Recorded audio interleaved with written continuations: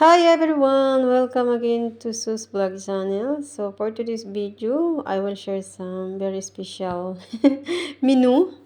Is traditionally sa ating mga Pilipino. So yun yung mahilig magkain ng chicken apritada. So yun yung ating menu for today guys. So once again, welcome to my mini cooking vlog ni Sus sa aking channel. So mag-share tayo ng isang Filipino food or Filipino recipe na ang tawag natin dito ay ng karamihan at ng ako at ng family ko is chicken apritada. So, counting commercial lang guys. So, of course yan, welcome muna sa aking channel guys. So, ayan, please bell on naman natin para updated tayo sa ating mga sinishare ng ating mga pagbablog.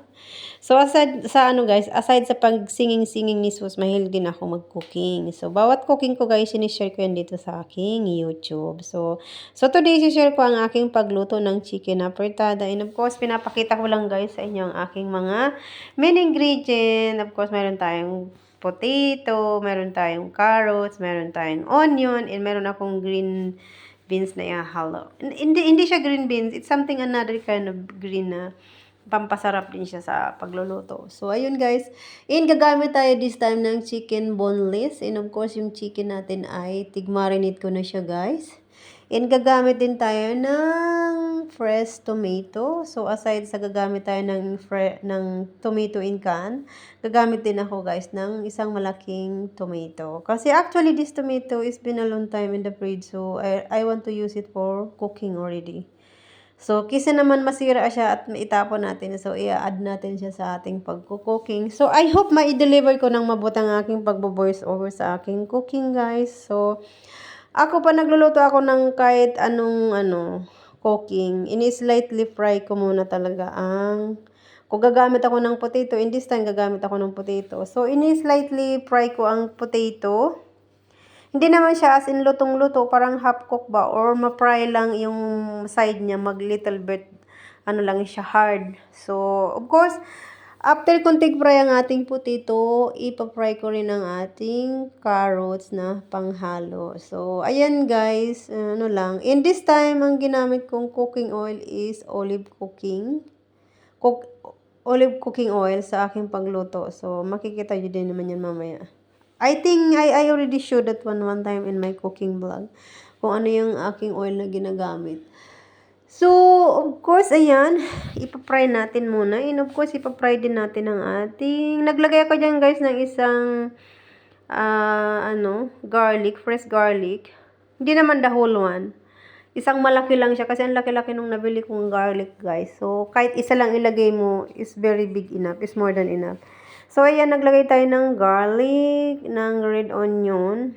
Actually, wala akong white onion, guys. Kaya, I use it the red onion. Actually, yung red onion ko na yan, guys, sinahalo ko siya sa salad. Kaso lang, it's been a long time na naka-stock sa fridge. So, sabi ko, gagamitin ko na siya for cooking kasi matagal na nga siya naka-stock sa fridge. So, parang hindi na siya masyadong fresh. So, ayan, sinunod na natin na inilagay ang ating tomato. So, ayun guys, slightly lang, nagbo-voice over tayo dito guys sa aking pag-video. So, ayan na lang. I hope mas ma-deliver ko ng maayos ang aking salita. So, I try to talk normally. Laging tayo nagsasalita na medyo So, ayun guys, medyo antayan lang natin na maluto yung ating fresh tomato. Pag na natin. Hindi ko na siya isi-set aside guys. Mamaya, ilalagay ko na lang sa side para i-slightly fry din natin yung ating chicken mamaya-maya. So, ayan. Tig-set aside ko na lang siya guys. Hindi ko na siya inalis.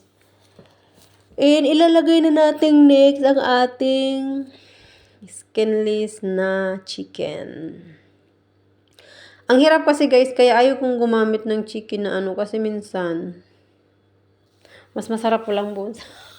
Dire-diretsong kain mo, diba? So, ayan lang guys. Yan ang pinaka-main purpose ko dyan. Parang, yan almost 1 kg chicken. Kasi halo siya, mayroong sa legs part ng chicken and mayroong sa breast part. Parang kumuha ako ng isang breast. Dalawa ang binili ko dyan na sa breast and doon sa legs. Kasi yung sa legs kasi medyo malambot siya at saka medyo may fat ng kaunti. While the breast, wala siyang it's just dry. Pero masarap din naman. And of course, alam niyo ba guys na ang pinaka more healthy ng sa part ng chicken is yung breast. So, ayan. Yan ang lagi kong ginagamit. So, ayan guys, antayin lang natin na mag-mix or mag-water yung ating, ang ating cooking time. And of course, i-cover up natin siya guys para mag-moist or mag-watery itself. Kasi I try to avoid water. Maglagay pa ng additional water guys sa ating cooking. So, i-cover up po siya maya-maya. Antayin lang natin may medyo ma-fry o maglabas yung aroma ng ating onion, ng ating garlic. And of course, before natin siya i-cover up, lalagyan ko rin siya ng bay leaves or laurel sa ating mga So, nalalagyan din natin ng bay leaves, guys. And at the same time, maglalagay tayo ng another dry na mga ingredient na pwede nating pangpalasa like,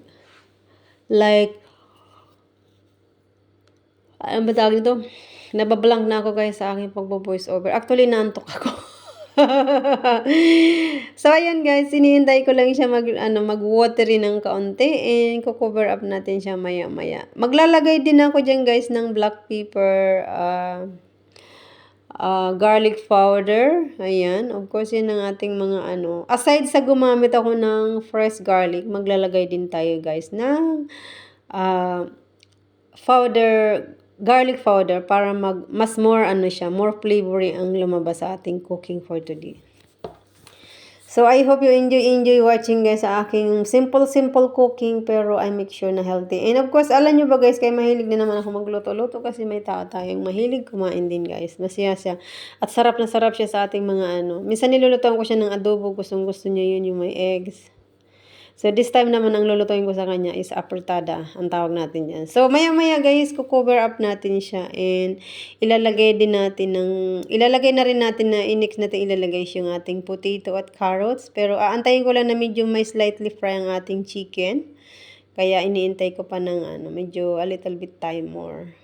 Para maglabas yung flavor ng ating mga ingredients sa ating cooking. So, isusunod na nating ilagay yung ating slightly fry na potato and carrots. So, ayan na guys, ilalagay na natin. And saka natin siya kukubiran mamaya para talaga, mag-cover up ang ating, But before that one, of course, mix natin. Let's just mix all together para yung, siya, maglasa ng, sa lahat ng ating mga niluluto.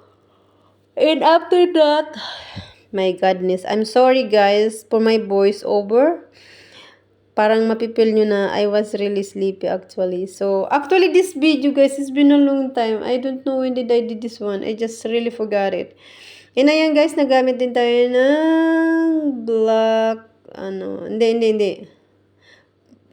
Garlic powder, ayan. And of course, ayan, ilalagay na natin guys ang ating tomato sauce na may basilic. Ayan, mas masarap siya guys.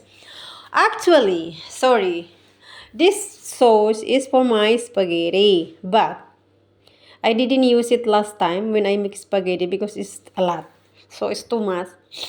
So, I keep it in the fridge for I think more than 1 week already. So, naisip ko siyang lutuin guys. Kaya ako napaisip magluto ng chicken apritada. Kasi nga, may mga ingredient ako sa fridge na kailangan ko na siyang ma-use or else, ito throw out ko siya. So, since ayaw ko masyadong magtapon ng pagkain guys kasi hindi yun maganda. So, as long as possible, kung kaya naman nating lutuin na natin. Para wala tayong nasasayang na pagkain kasi I always remember, ayan, mag-sharing muna tayo. Kasi nakakasawa na mag-voice over. Mag-sharing tayo, sabi nga yan,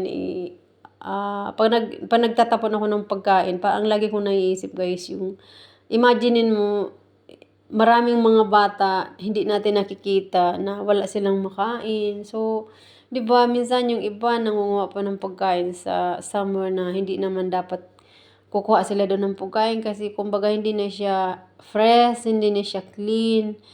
Yan ang lagi kong iniisip pag yung nagtatapon ako ng pagkain. Kaya as long as possible talaga, hindi ako masyadong nagluluto na masasayang ba. Kung hindi naman talagang nagluluto lang ng enough. And minsan nakakapagluto naman ako ng madami, katulad ng niluto ko ngayon guys, madami to. So, Yung iba niyan guys, nilalagay ko siya sa freezer para ma-preserve ng medyo matagal. So, ayan na guys, is almost finished na ang ating, makita nyo naman, nag-rejoice na ang, kaunti na lang ang tubig kasi kanina medyo, 'di ba? So, yung potato dyan guys, hindi siya overcook, hindi rin overcook ang ating carrots kaya, masarap talaga siya. Actually, sinabi naman talaga niya, is really tasty daw. Siya ang aking taster person. Kasi mahilig talaga siya guys kumain.